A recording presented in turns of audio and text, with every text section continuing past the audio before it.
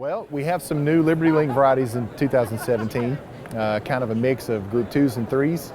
We're actively expanding our Liberty Link footprint, which is exciting. A lot of that is based on grower demand from resistant weeds. More and more growers every year are discovering that they have glyphosate-resistant weed species in their fields, and that's driving them to another solution, on the chemistry side.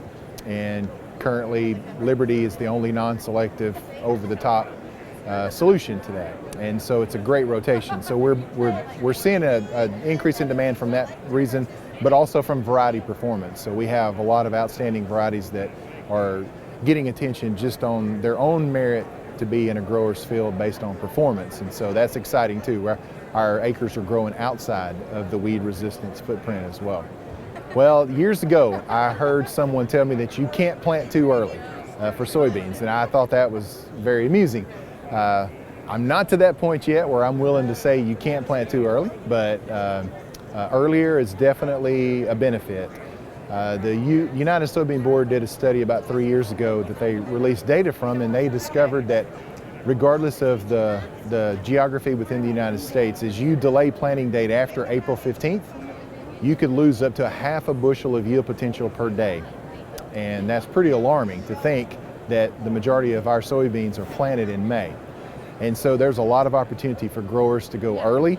And I fully support that. We have the technology with our seed growth team now for products that will be applied to the seed that protect you under a myriad of adverse conditions in April that growers might run into. And the yield potential is there to warrant that risk.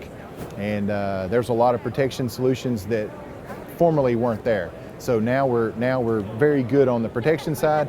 The genetics that we have in the market today are giving us some opportunities to compensate for that loss of canopy. When you plant early, you traditionally have a response from the soybean plants to reduce their size.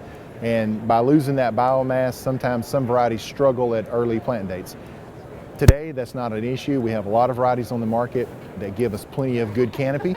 It gives us an opportunity to capture those yield potential windows by planting early, but still have good agronomic properties, throughout the year.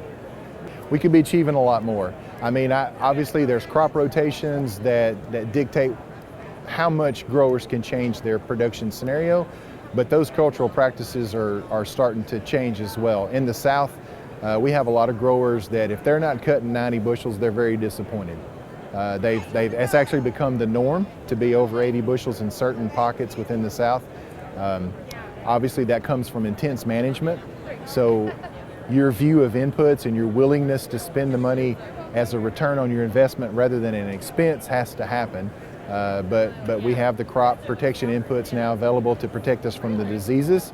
On the fungicide side, more education and research is coming out every year on fertility, and even adding nitrogen to soybeans, a traditional legume crop that we didn't consider adding in-season nitrogen. So even now that's becoming part of the mix of a lot of growers that are chasing 100 bushels. And we have some growers that are achieving 100 bushels every year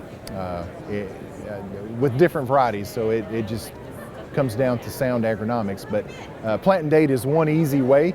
If you're able, if the environment gives you a window to plant early, soil's dry enough and the temperature is warm enough, I couldn't encourage you enough to consider that just as one step in the right direction of improving yields.